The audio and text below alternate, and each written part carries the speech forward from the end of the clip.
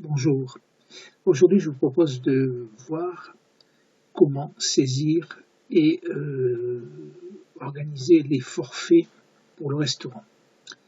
Donc les forfaits restaurants, on est ici sur l'écran principal d'administrateur. On va sur l'onglet restaurant. Ensuite, dans ces onglets au-dessus de tous les restaurants qui sont ouverts, on a ici catégorie de forfait et forfait. On a ici donc les différentes catégories de forfait. Pour ces catégories de forfait, c'est relativement simple. On peut ajouter une catégorie qui est un forfait. Il suffit de mettre un nom, de décider de la catégorie non courante dans laquelle on va le mettre, du coefficient et de placement sur la facture, c'est-à-dire à quel endroit ce forfait va se situer dans la facture de restaurant. Si c'est en premier, en règle générale, c'est les apéritifs, en deux, les plats, en trois, les desserts, les cafés en dernier. Donc ici, par exemple, ce A qui est en cuisine, je vais le mettre en troisième position, par exemple. Et je vais enregistrer. On a, vous voyez ici, le AAA qui s'est mis en placement de facture 3, etc. Tous les autres, pour le moment, ne sont pas encore classés. Donc l'apéritif, je vais pouvoir éventuellement modifier. Tous les produits à l'apéritif se placeront en facture en premier.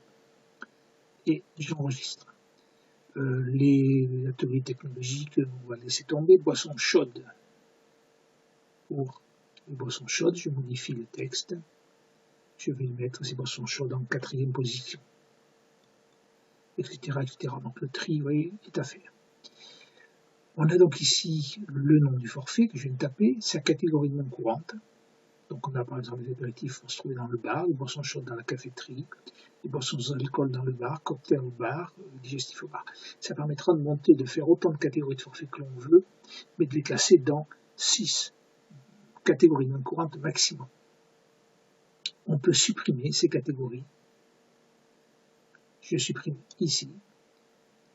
Il me dit qu'il n'y a pas de nom de forfait lié, donc je peux lancer la suppression. Si par exemple les boissons chaudes, je voulais supprimer, il y a quand même pas mal de boissons chaudes qui ont été saisies.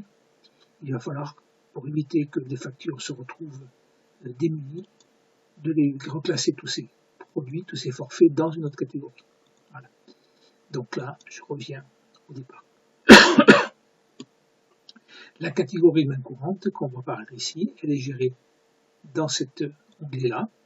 On a 8 catégories possibles. Il suffit de cliquer dessus, de changer le nom si on a envie. Pour le moment, on a la cuisine, la cafétérie, la cave, le bar, divers et hôtel. On peut en ajouter 2 de plus. Je reviens donc aux catégories de forfaits. Maintenant, on va essayer d'entrer dans le vif du sujet, c'est dans la saisie des forfaits proprement dit. Pour exemple, on va prendre la catégorie apéritif. Je vais cliquer maintenant sur apéritif. Ici, j'ai des produits qui sont classés dans la catégorie apéritif. Une colonne cachée, comme prix, TVA, prix de vente, ventilation et la catégorie non courante. On va commencer par exemple par en ajouter un forfait. Donc un apéritif, dans la catégorie bar, je vais mettre un pinot, par exemple, pinot rouge, puisqu'on ne l'a pas ici dans la liste. Pinot rouge. Le prix de vente, je vais faire ce prix de vente à 2 €. La TVA reste à 0.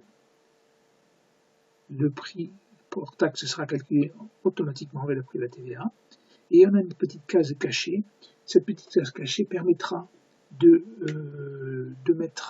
en la cochant, de ne pas l'avoir apparaître dans le listing au moment de la caisse restaurant.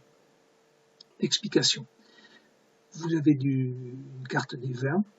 Les vins, une carte des vins en règle générale relativement importante et dans le listing, elle tient beaucoup de place à l'écran. Si les vins sont absents de la carte pour un moment donné, une rupture de stock, on peut cacher le produit, il n'apparaîtra plus dans la liste. ce qui est bien pratique pour faire un tri. Par exemple, si vous travaillez sur des cartes de vin relativement changeantes, on conserve le nom du produit dans la liste des produits, mais on le cache au niveau de la carte. Donc on conserve tout ce qui est l'historique. Ensuite, donc une fois qu'on a mis, là ici on va le laisser visible, on a ici la ventilation par catégorie non courante. Alors c'est à saisir en fonction du prix de vente TTC, étant donné que la TVA est à 0, le prix de vente TTC est à 2, il n'y a pas de problème. Et on va dire que le pinot, c'est dans la main courante, je vais mettre 0 en cuisine, par contre on va mettre ça au bar, et on va mettre les 2 € au bar. Voilà, je vais enregistrer. Le pinot rouge est ici à 2 €. Il précise que la ventilation est correcte. Si je mets une ventilation qui n'est pas correcte, c'est-à-dire un total de 2 € et 1 € en cuisine et 2 € au bar et 3 €, et ventilation à revoir. Et si j'enregistre, je reviens à l'accueil forfait, vous voyez qu'il me donne que la ventilation est à revoir. Donc je vais remettre ici 0 en cuisine. Voilà. Voilà pour la saisie d'un nouveau produit. Je peux le cacher ou le faire apparaître. Alors, je dis vert, ici il est caché. L'apéritif au choix, je peux le cacher en cliquant directement sur la petite icône rouge ou le réactiver en cliquant sur le vert. Voilà. La TVA est toujours à 0. Je peux, vous voyez, le feu de pétillant n'a pas été classé au niveau catégorie main courante. Donc il peut y avoir des erreurs. Je vais la mettre ici en catégorie main courante au bar. Voilà. Et je reviens à l'accueil forfait. Donc voilà, tout est classé. Voilà donc pour les produits. Pour les supprimer, par exemple le marketing, je peux le supprimer directement. Le seul problème, c'est que une fois qu'il est supprimé, au niveau des factures, ensuite vous serez obligé de ressaisir à nouveau, donc il ne vaut mieux pas les supprimer, mais simplement les cacher. Je reviens à l'accueil des catégories et de forfaits. Voilà à peu près donc au niveau des forfaits comment cela fonctionne. Vous pouvez changer, alors la répartition est souvent intéressante au niveau des menus par exemple, ou des forfaits. Les forfaits, menus, on a des formules par exemple à 8 €. Si on modifie, on peut considérer que dans ces 8 €, on peut mettre les 8 € en cuisine, mais ce qui est un peu...